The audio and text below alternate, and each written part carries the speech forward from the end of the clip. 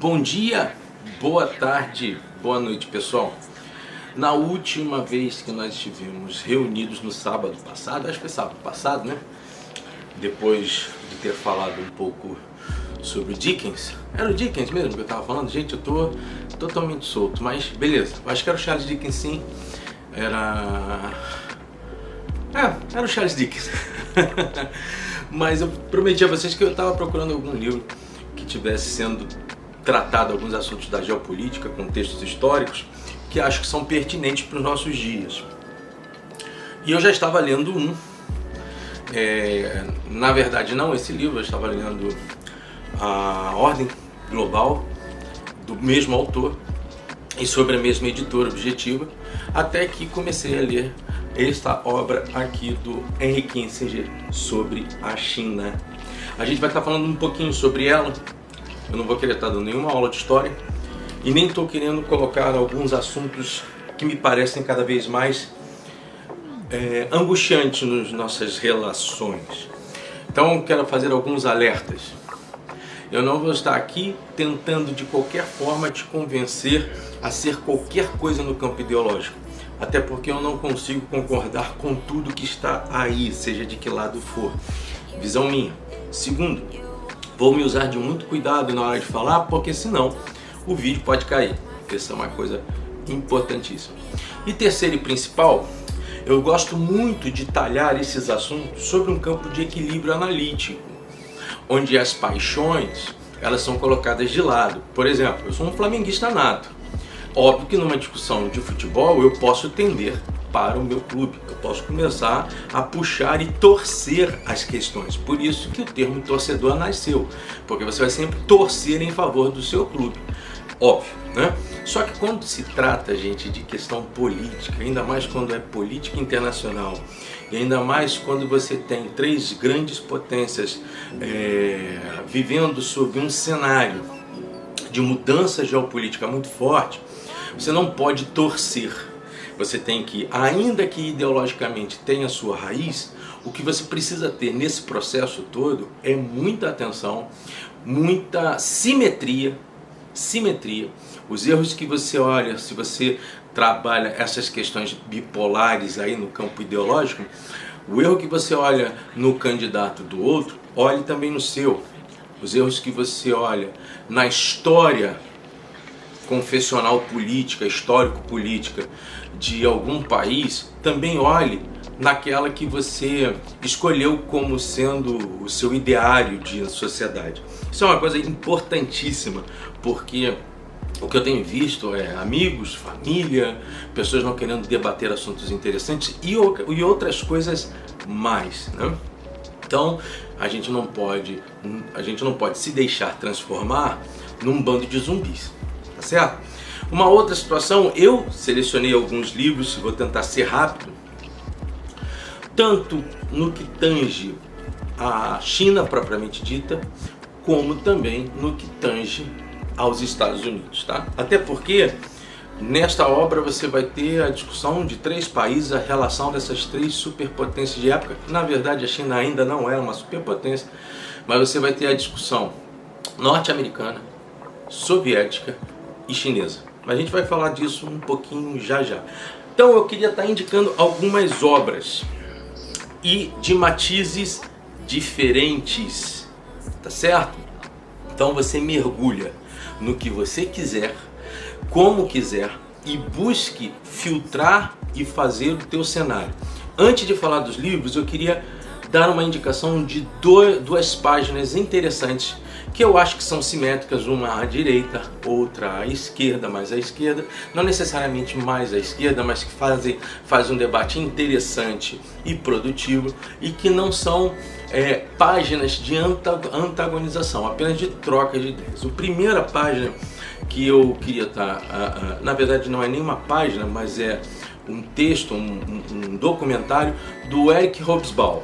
Eu vou deixar aqui o link aqui embaixo para vocês procurarem e ouvirem um pouco as falas do Eric Hobsbawm acerca de um futuro não tão distante, que ele tem inclusive introduzido neste livro aqui, A Era dos Extremos. O Hobsbawm ficou algum tempo parado depois que ele fez aquela trilogia das eras, né? A Era do Capital, a Era dos Impérios. Todos esses processos acabaram culminando nesta obra aqui, A Era dos Extremos, que foi, me parece que foi o último livro da quadrilogia dele em relação à Era. Ele escreveu outras tantas obras, tá certo?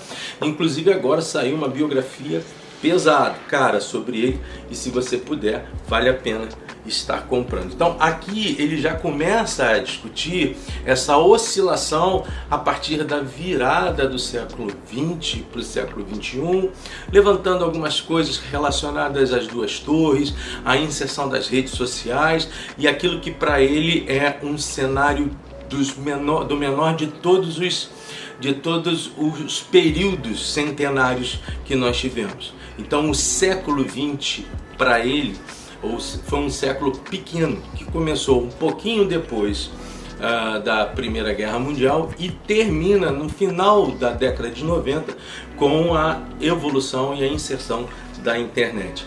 Vale muito a pena você estar lendo esse livro.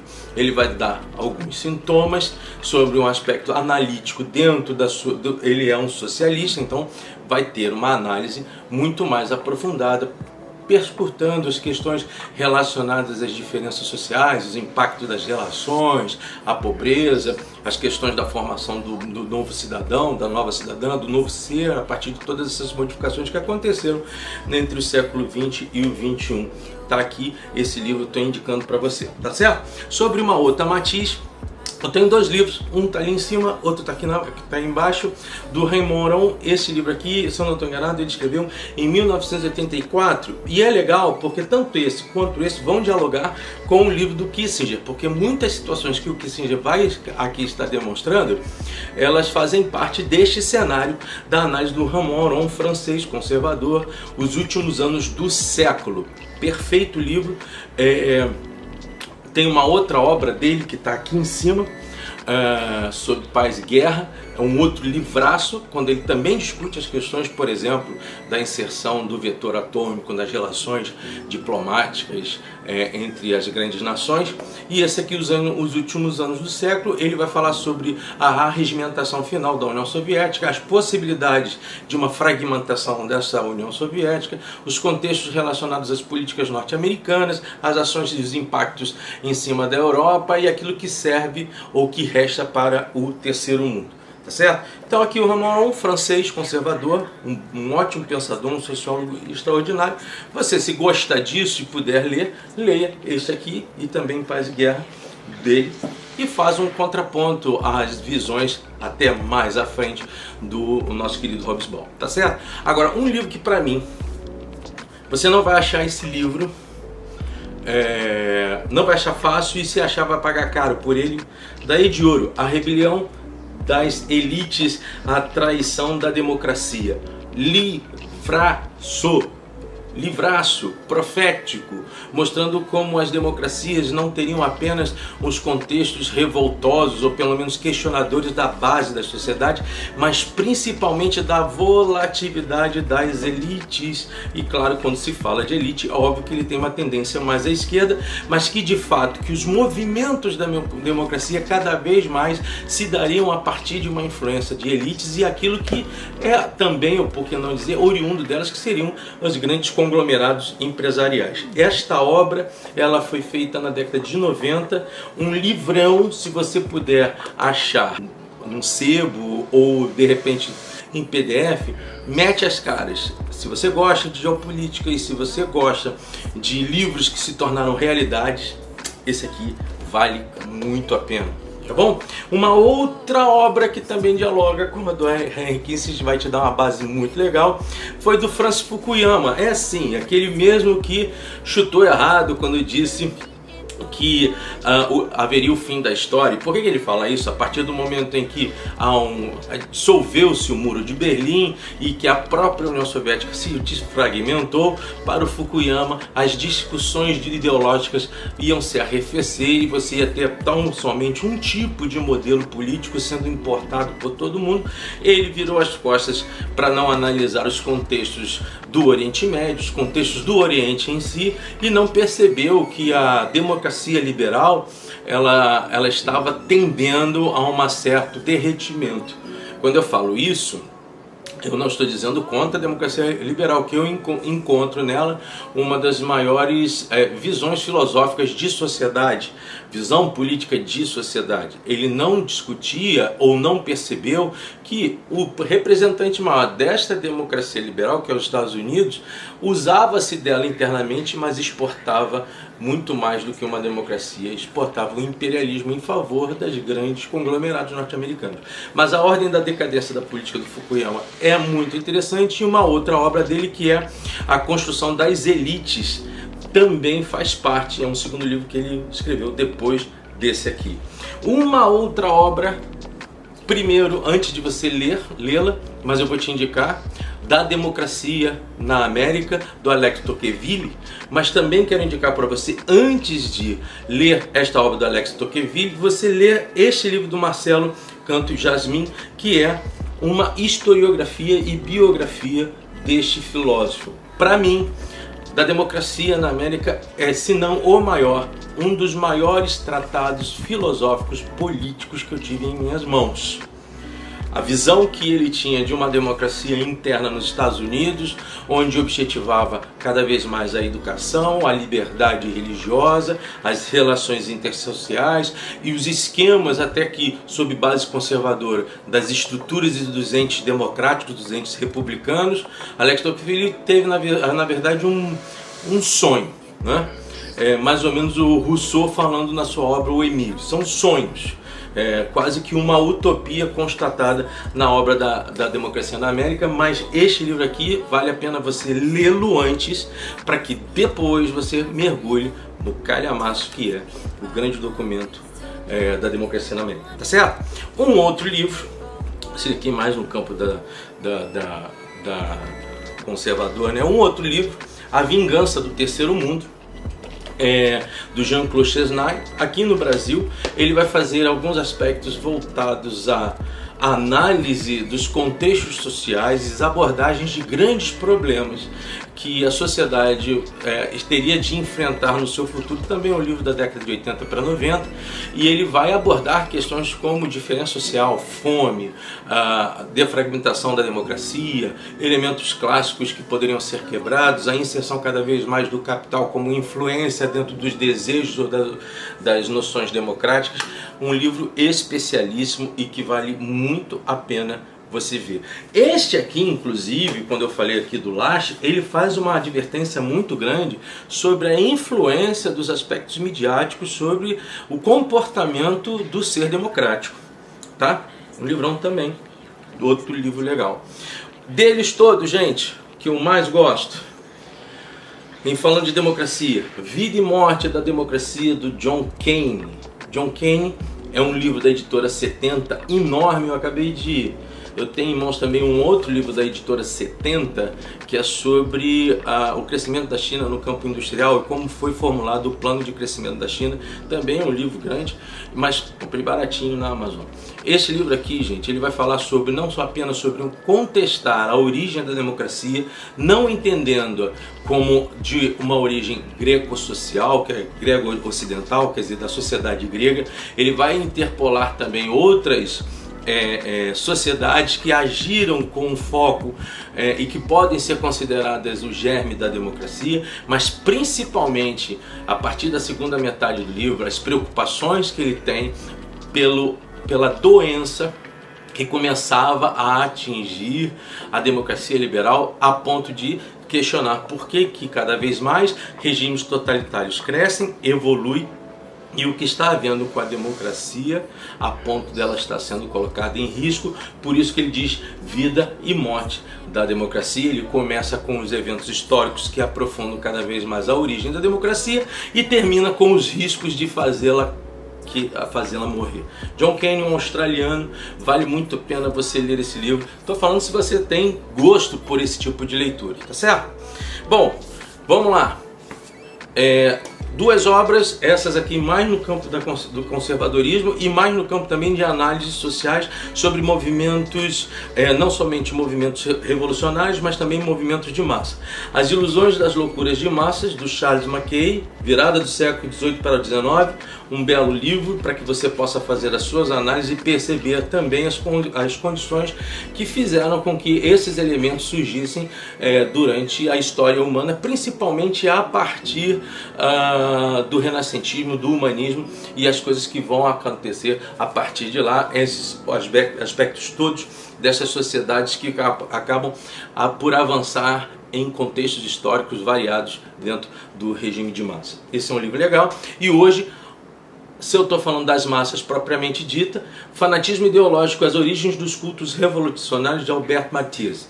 Outro livro interessante, isso aqui é uma tese dele de doutorado, não é um livro muito longo, você consegue lê-lo com uma certa tranquilidade, e é um livro profundo que vai tentar trabalhar com o nascedor e os elementos formadores de uma constituição e de uma mente revolucionária. É um livro obviamente crítico a boa parte das revoluções, principalmente à esquerda, mas é um livro que vale a pena você ler, seja qual for a sua fonte, sua origem ideológica, para contestar ou para aceitar. Um grande livro. Falando mais um pouquinho agora sobre os americanos, o pessoal vai bater, né? O pessoal menos lacrador, mais ideológico, vai bater o livro A História dos Estados Unidos, que tem 2 textos do Leandro Carnal, mas que depois tem 5 outros textos de outros historiadores. Eu acho que eu vejo esse livro como um livro introdutório que vai mostrar o lado positivo dos norte-americanos no que tange as questões da própria formação da democracia, do Estado Democrático que virou a Federação Norte-Americana, porque os Estados Unidos nada mais é que a união de várias federações, é uma democracia completamente diferente, por exemplo, da nossa. Eles são Estados Unidos e em certo momento o Brasil, inclusive, era considerado como federação, República Federativa do Brasil. Mas a história dos Estados Unidos, nesse ponto, o Karnal nos precipita algumas informações introdutórias, se você quer conhecer um pouquinho da história dos Estados Unidos, mas não se limite a ele, tá certo? Senão você vai ter uma visão bastante rarefeita do aspecto. É só um pontapé inicial para que você conceba alguns elementos da formação da sociedade norte-americana. Amy Goodman e Dave Goodman, aqui começa a bater um pouquinho nos americanos, a corrupção americana. Aqui é um livro muito tendencioso, porque é escrito por gente simpática aos democratas norte-americanos. Então eles conseguiram enxergar só corrupção, na grande maioria das vezes, nos republicanos. Eu não acredito que isso seja uma verdade completa. Eu acho que os Estados Unidos realmente é um país que, como todas as grandes nações, passou por elementos de doença, a corrupção, e que ainda assim vale muito a pena que você leia os aspectos das mentiras, a manipulação da imprensa, os contextos midiáticos que querem formar um escândalo, querem formar uma imagem para uma atuação norte-americana, tanto no campo político como no campo das próprias ações diplomáticas e também da guerra. Então a corrupção americana. Estou indo rápido, gente, porque daqui a pouco tu vai embora. Outro livro, A História Não Contada dos Estados Unidos, do Oliver Stone e Peter Kuznick. O Oliver Stone, todos sabem, diretor norte-americano que participou de Platoon e outras tantas obras. Falei um pouco sobre ele, das entrevistas que ele fez ao Putin. E o Peter Kuznick sempre é um parceirão do Oliver Stone. A História Não Contada dos Estados Unidos vai falar para vocês e vai mostrar para vocês que a nação norte-americana também dizimou muita gente, que a nação norte-americana, a partir dos seus governos, manipulou outros governos. Para mim, uma das situações mais chocantes do que eu li desse livro foi a forma como os norte-americanos agiram com relação a Filipinas quando ela se libertou das questões voltadas à Espanha, assim como Cuba também, aquela questão que, se hoje nós entendemos que existe um regime totalitário lá, sim, nós também precisamos enxergar o regime totalitário que foi formado pelos norte-americanos a partir de Fulgêncio Batista, e entender também que, como aliado, o americano às vezes se torna um tanto quanto um ser a ser desconfiado, porque as alianças norte-americanas são muito sazonais e estão muito ligadas também à tendência das ondulações de poder entre democratas e republicanos. Vários países, você viu agora o que aconteceu lá com o Talibã, mas as questões que também aconteceram no Vietnã, os problemas que acabaram fazendo surgir a revolução dos ayatolás, como Jimmy Carter tratou o Shah Reza Pahlavi. Tem muita coisa aqui que você vai conseguir aliar às falas que o Henry Kissinger está colocando aqui na frente. Uma outra obra aí já mais voltada à China. Este livro aqui bate muito na história, mas é uma biografia interessantíssima sobre Mao Zedong, ou se você preferir, Mao Tse-tung. Sim, é um livraço para você aproximar do Henry Kissinger. Se você já leu esse livro, como eu li, fica muito mais fácil compreender a fala do Henry Kissinger. O outro, já me fizeram uma crítica, mas eu vou começar a ler, então eu não estou indicando, só estou mostrando Confúcio e o mundo que ele criou. E por que eu estou trabalhando a ideia do Confúcio? Porque o comunismo chinês está muito ligado à cultura imperial chinesa, às questões voltadas às falas filosóficas de Confúcio, o sistema militar logístico correspondente chinês, do ambiente chinês, o livro Sun Tzu, né? A Arte da Guerra. Com este livro, leia o Arte da Guerra antes de ler o Henry Kissinger, vai ser muito legal. Tenta fugir do arcabouço administrativo, o ambiente de marketing empresarial que foi dado ao conteúdo do Arte da Guerra. Existem várias edições do Arte da Guerra, eu gosto muito dessa aqui, mas existem até edições trilingües. Tem uma inclusive que é mandarim, inglês, português e chinês. E espanhol. Muito legal.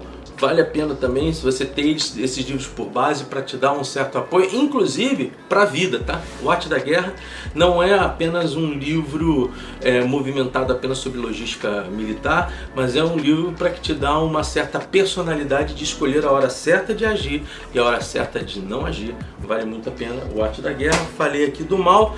E o último, esse aqui batendo bastante nos chineses, mas eu acho que também é um soft power globalista, mas nem por isso eu vou deixar de falar.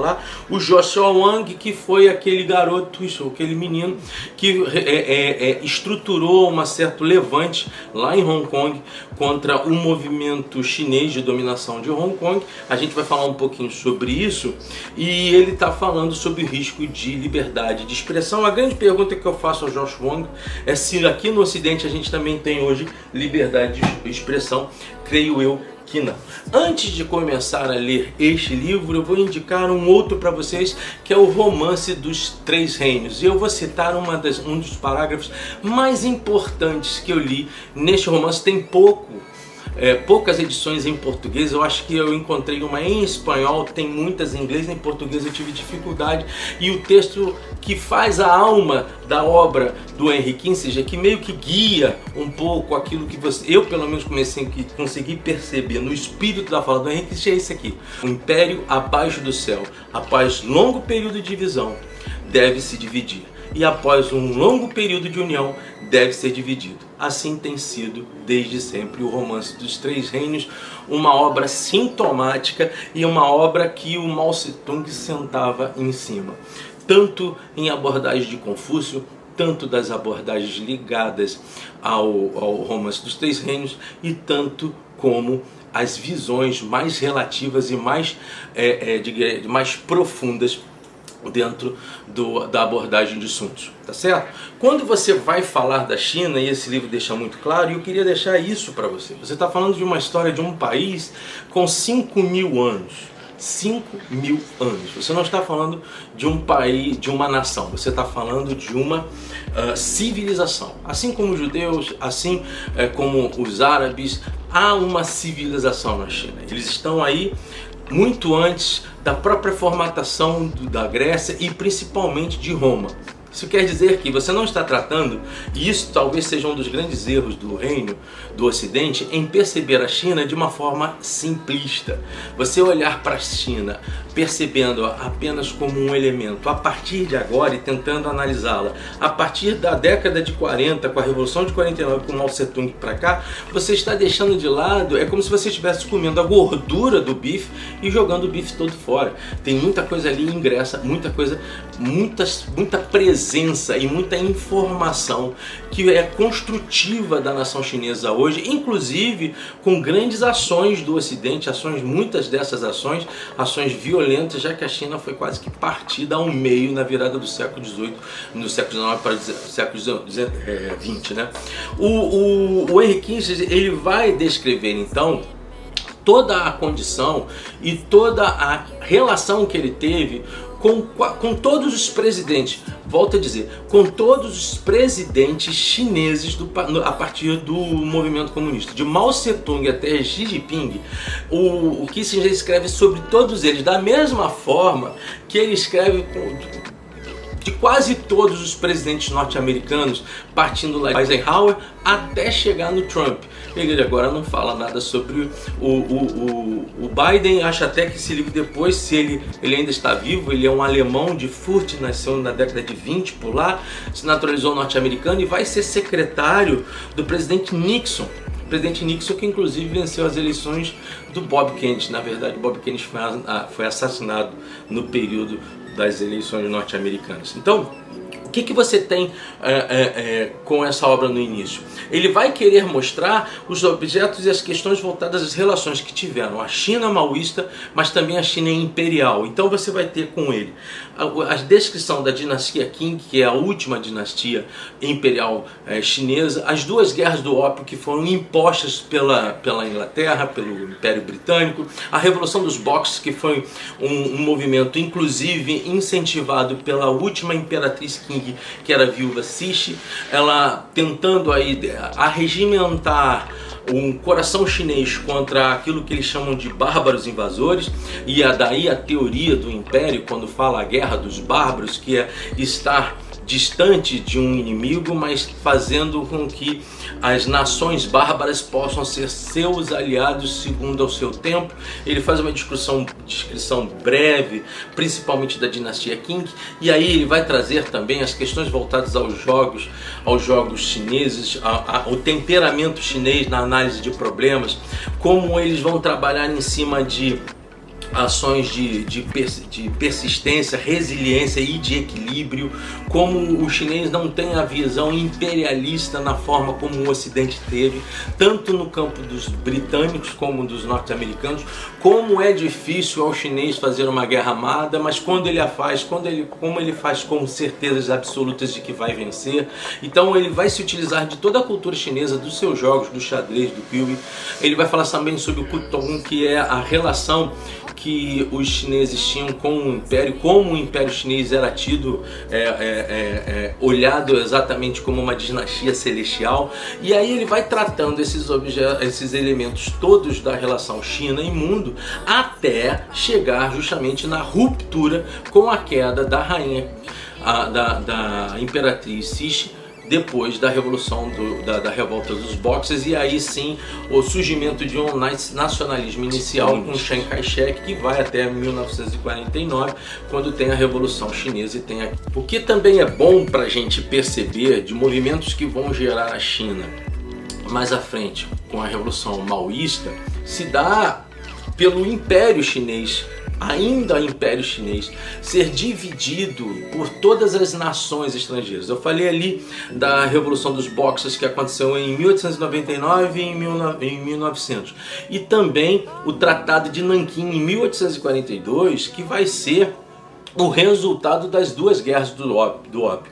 Proponho a você ler esse capítulo com muito cuidado, que vai mostrar para todos nós, primeiro, um reino imperial chinês vivendo ainda sob as origens da China do século XVII e do século XVIII. Algo não tão parecido como os Romanov, mas o Império Russo, na mão dos Romanov, já no século XIX, ainda vivia dentro de uma performance de monarquia absolutista, diferente das monarquias parlamentaristas que existiam na Europa, como também a monarquia brasileira com Dom Pedro II. Era uma visão completamente diferente. Então, quando ele vai mergulhar, principalmente na dinastia Qing, ele vai justamente praticar e demonstrar para todos nós como se operava sobre órbita diplomática o reino e o Império Chinês, sempre olhando o Ocidente de cima para baixo e sempre olhando para aqueles que não eram chineses como bárbaros. Daí as questões voltadas ao Sun Tzu, as questões voltadas ao romance dos Três Reinos, as questões voltadas a Confúcio, a permanência que vai ter algumas culturas imperiais dentro não apenas do nacionalismo do Chiang Kai-shek, mas principalmente na visão do comunismo maoísta. Todos esses aspectos vão ser trabalhados. Ele deixa muito claro que a China tem desconfiança de todo mundo. O que você tem hoje, as discussões que você tem hoje sobre Taiwan, Hong Kong, por exemplo, o que aconteceu em 1858, o Tratado de Aigun, que foi um acordo entre a China e o Império Russo, que acabou por surgir parte da região ligada ali à Manchúria passou a ser dois russos, e ali está a cidade de Vladivostok, porque os russos precisavam de um porto para aquela região de frente para o Mar do Japão. A próprio Taiwan, que depois no entreguerras vai ser tomado pelo Japão, a Taiwan hoje, né? E depois, né, Taiwan, Taipei, vai depender de como você vê a história dessa ilha, e depois a inserção dos nacionalistas após a derrota de 1949 para o Mao. O Chiang Kai-shek vem com todo o exército nacionalista e acaba tendo a presença de um inimigo poderoso que é os Estados Unidos. Mas é nesse ponto que eu acho mais interessante a gente estar conversando, porque o Henry Kissinger ele vai fazer uma linha muito equilibrada, demonstrando as falhas nas análises diplomáticas tanto da China quanto da Rússia, na verdade da União Soviética, como dos Estados Unidos. A descrição que o Kissinger dá das relações entre Stalin e Mao são as mais espetaculares possíveis. É realmente um tabuleiro de xadrez. A discussão, por exemplo, das guerras da Coreia, os debates sobre o Vietnã, depois a forma como Mao Tse-tung tratou Khrushchev, virando as costas para a União Soviética, ainda tendo sobre a União Soviética um certo receio por conta daquele tratado de Aigun que acabou por retirar aquela região de Vladivostok do poderio chinês, inclusive a Transiberiana, que passa no meio da Manchúria, e a divisão que acabou se dando posterior, nesse período, da Mongólia de fora com a Mongólia interna. Quer dizer, existe uma parte da Mongólia que é chinesa e uma outra parte da Mongólia que se tornou independente ao território chinês. É neste tipo de clima que você tem o chinês desconfiado de todos aqueles que tentam se aproximar dele. A diplomacia chinesa é uma diplomacia que é muito mais resiliente e não é rápida em desejar, por exemplo, resultados a seu favor, como por exemplo a diplomacia norte-americana. Ele deixa claro que, óbvio, Mao Tse-tung, ninguém precisa dizer quem foi Mao Tse-tung. Ele é um gênio no campo logístico, ele é um gênio no campo estratégico, mas sem dúvida ele foi um grande tirano, assim como Stalin, assim como Hitler, todos os grandes impérios. Não dá para diferenciar só pelo elemento numérico das mortes. Todas as mortes têm que ser contadas. O que eu estou falando que está por trás disso é o efeito e a ideia e a base de pensamento desse pessoal todo, mas que o Kissinger vai escrevendo a cada ponto, dando muita ênfase aos aspectos voltados às diplomacias americanas e fazendo uma leitura espetacular com relação a todos os presidentes que ele lidou. Então ele vai lidar com Mao Tse-tung, Deng Xiaoping, o Jiang Zemin, Hu Jintao, a quem ele tem uma grande presença e uma grande relação, até chegar ao Xi Jinping. Eu só citei aqui 5, mas ele tem... O que é legal de você ler nesse livro é que você está tratando com um cara que também tem lá os seus calcanhares de Aquiles, principalmente com relação à sua visão na guerra do Camboja, as questões da Indochina. O Kissinger também pisava forte, mas como ele conseguiu idealizar uma aproximação da China maoísta a Nixon e fazer com que Estados Unidos e China passassem a ser aliados em detrimento da União Soviética.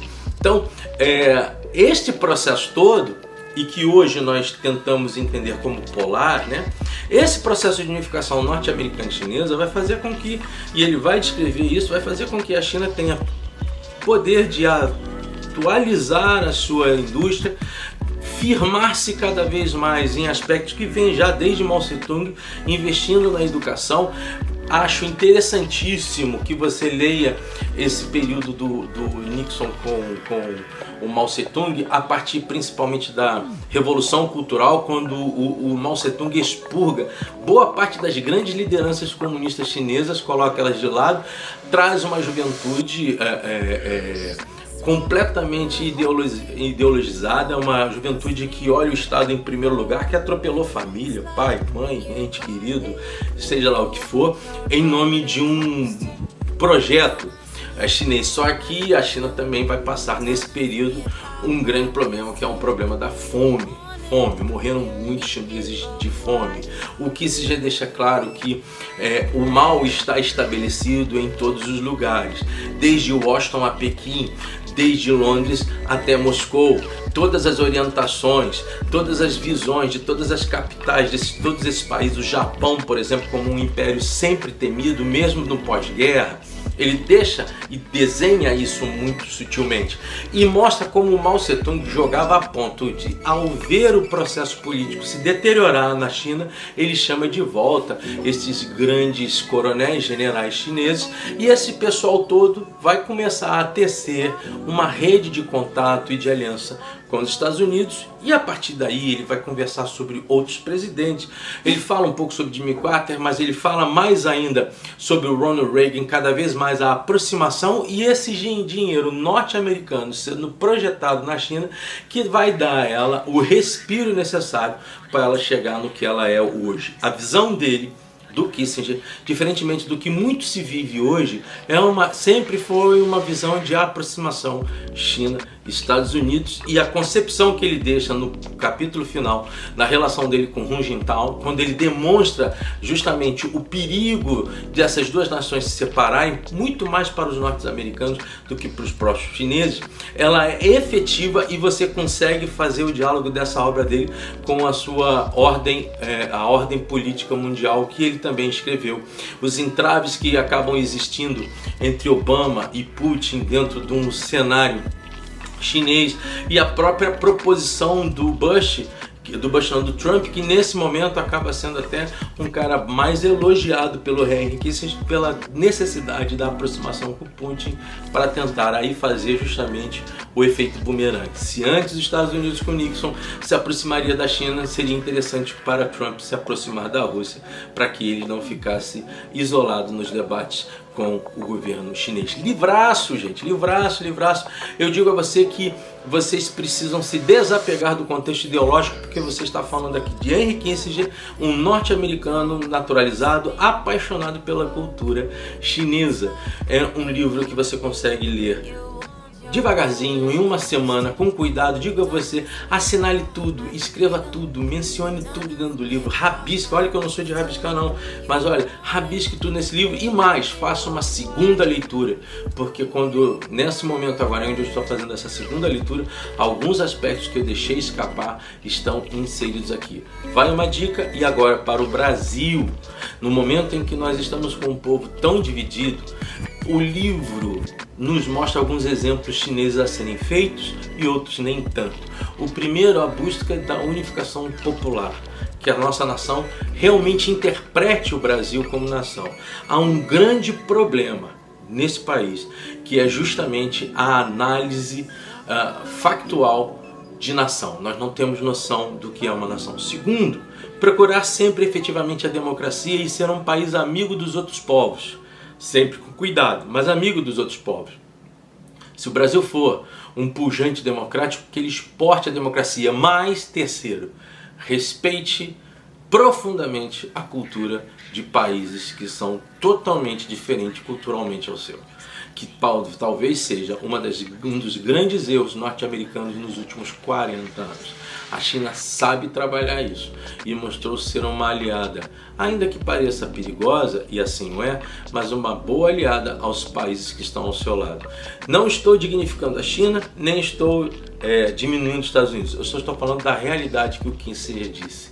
Há necessidade de uma grande aproximação entre os americanos e os chineses naquele período onde ele era secretário do Nixon. Eu vou passar para vocês, só para vocês entenderem, uma fala do próprio Mao Tse-tung.